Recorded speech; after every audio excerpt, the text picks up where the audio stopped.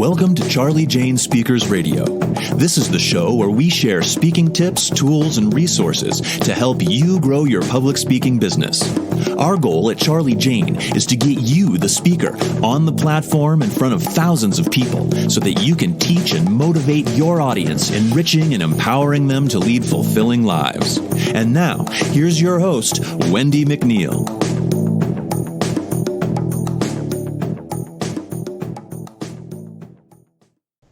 Hi there, it's Wendi McNeil here with Charlie Jane Speakers. Thank you for tuning in to today's podcast. Today I'm going to talk about four effective methods of reaching out to planners. All right, it's going to be a great podcast, but first I want to welcome you over to our free Facebook group. It is called Grow Your Speaking Business. Grow Your Speaking Business. You can find us over there on Facebook, or an easier way to get there too is just put into your browser www.speakingbizcommunity.com, and you do need to put the www in front of it. That will get you over to our free Facebook group as well. So today I'm going to talk about 4 effective methods for reaching out to planners. I get this all the time. My members, clients, I don't know how to find them. I don't know how to get booked. I don't know how to reach out to them. So I thought, I'm just going to do a quick podcast on just 4.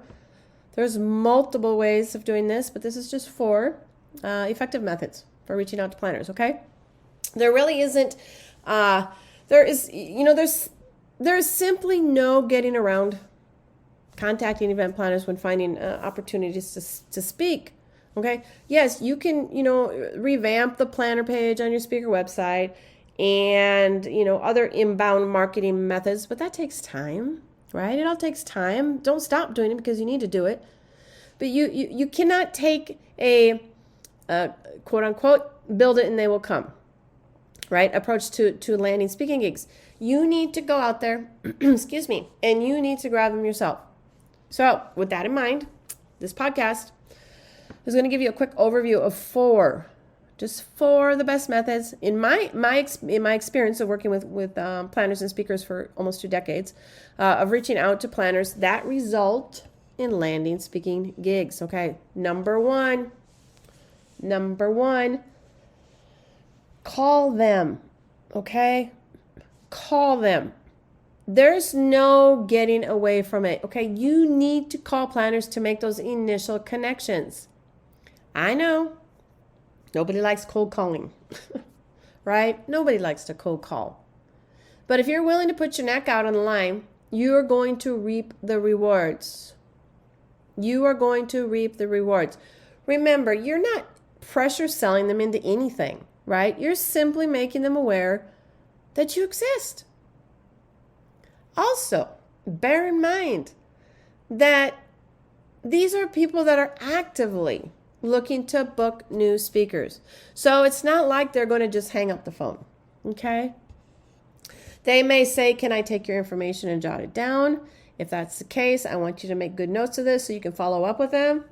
They might say, well, let me refer you to so-and-so. They're in charge of hiring the speaker. Or here is our conference website. Go and submit a proposal, okay? So please, just pick up the phone and call. Nobody's calling anymore. Nobody's calling anymore. They're just trying to text, and send emails, and half of them go to the trash. Half of them get lost in cyberspace. So pick up the phone and call. Okay. So I want you to keeping that in mind. Should get you over the fear of calling someone cold because they're not going to hang up the phone. And if they are, you really weren't meant to serve their audience anyways. Okay. Again, you aren't selling anything at this stage. You are simply looking you're just simply looking to introduce yourself, right? And inquire about any upcoming opportunities. You can then follow up your initial conversation with emails, and touch points on social media to set up a face-to-face meeting to close the sale, all right? Number 2, you can reach out via email. It's not one of my favorite, but you can. They receive dozens of speaker email pitches a day. I do know this. I've worked with planners and speakers for 20 years, and they get a lot of email pitches. However, is for that exact reason that you're going to find it tough to grab their attention. Worse, a wrong subject line, or sending out an email blast with an automated email software provider could trigger spam, junk filters, meaning your information may never even land in their inbox anyway, right? That is why I put number 1 on this list, to call first. So the planner then can expect your email. They can expect your email and actively search for it if they haven't received it. So another advantage to calling first is that you can reference your initial conversation and make the connection even stronger, right? The email itself should be very brief. I'm going to say this again. Brief, okay? I suggest just thanking them, for their time, and highlighting 1 or 2 of the biggest strengths and successes in the industry to date. For example, if you sold out a 2,000-seat venue on a previous occasion, then you should include that as a point of difference over other speakers. Number 3, make a connection on social channels. This is really important. Okay, social media can be one of those, it can be your best friend when it comes to making contact with event planners and organizers. However, for this method to be effective, you need to do your research, okay? You need to do your research. Generic DMs, or PMs, they're not good enough.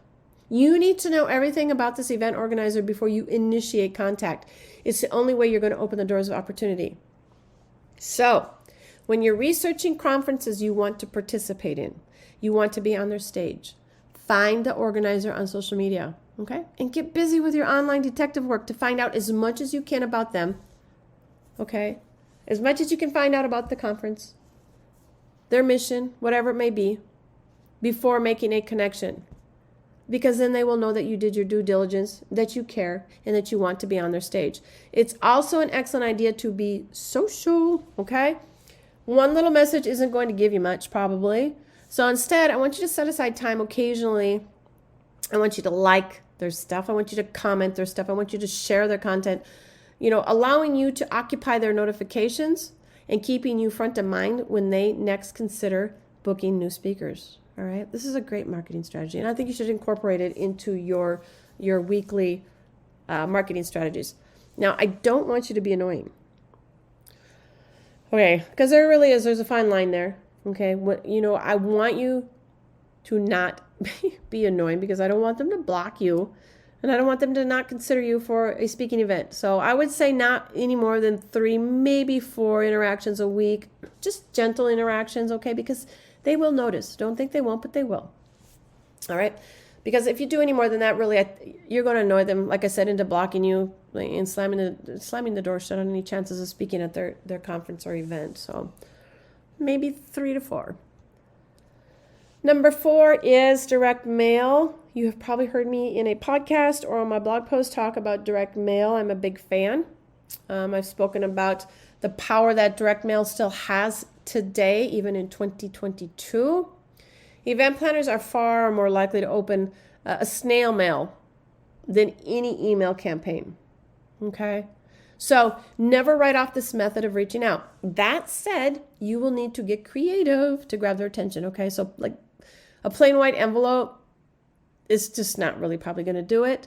You need to think outside the box. And, if you're lacking inspiration, I have a post on my blog, charliejane.com, CharlieJane.com, that will really give you some ideas for direct mail campaigns. So hop on over there and look for my direct mail strategies in my blog. You can also go over to our Facebook group and get some help there and get some ideas. Whatever you decide, regarding the strategy, make sure it stands out. All right. And do not forget to follow up. Follow up. You hear me talk about it all the time. It's huge. Okay. Once again, a phone call is best. And if you have the benefit, if you have the benefit of an icebreaker right off the bat, which should take the edge off any nerves, that you might have. So reaching out to planners is easy, everyone. It really is, but it does require work. Like anything else, you have got to work to get the results, right? The good news for you as a speaker trying to grow your business is that you have plenty of opportunities to get on stage.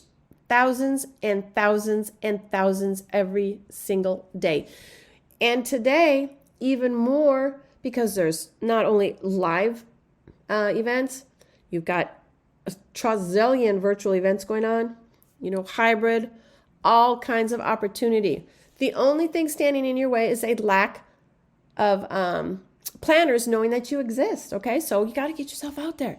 Reaching out to planners changes that. They suddenly know who you are. They can evaluate your marketing materials and assess whether you're a good fit for their event, and they can refer you. Maybe you're not a good fit for their event, okay?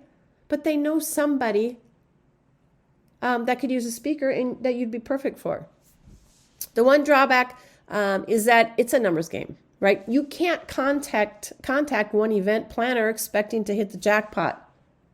Doesn't usually happen that way. Got to put in the work, everybody. You got to put in the work. But little by little, as you work on cultivating these relationships, the speaking opportunities should come trickling in, one by one by one, until you have a long trail of inbound inquiries and you get to pick and choose which events you want to attend, right? It's awesome. It can be a long journey, but that's not, but that is incredibly worthwhile for your business. You have to do the work. Every business can be a long journey. All right. It is not going to happen overnight. Put the work in and you're going to get great results. Right? Hop over to our Facebook group. I will leave the link in the show notes. And I look forward to seeing you over there. Take care.